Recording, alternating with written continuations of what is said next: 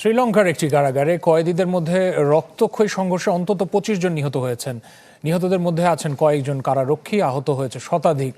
রোববার সন্ধ্যায় রাজধানী কলম্বোর উত্তরে নেগম্বো অঞ্চলের প্রধান কারাগারে মাদক চক্রের সঙ্গে দুই পক্ষের রাতভর সংঘর্ষ হয়। কারাগারের ভেতরে গোলাগুলির শব্দ শোনা গেছে। আশেপাশের এলাকা থেকেও সংঘর্ষে আহতদের উদ্ধার করেছে স্থানীয় হাসপাতালে ভর্তি করা হয়।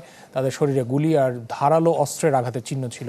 এদিকে সংঘর্ষের খবর ছড়িয়ে পড়লে নারীদের সেকশনে থাকা কয়েদিরা ছাদে উঠে বাঁচার আকুতি জানান। ভিড়ের কারণে এক পর্যায়ে ছাদের একটি অংশ ধসে গেলে আহত হয়েছেন আরও বেশ কয়েকজন।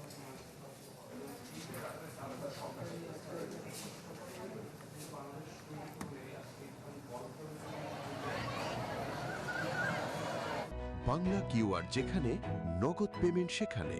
সারা দেশে 10 লাখেরও বেশি মার্চেন্টে নগদে পেমেন্ট করুন খুব সহজে।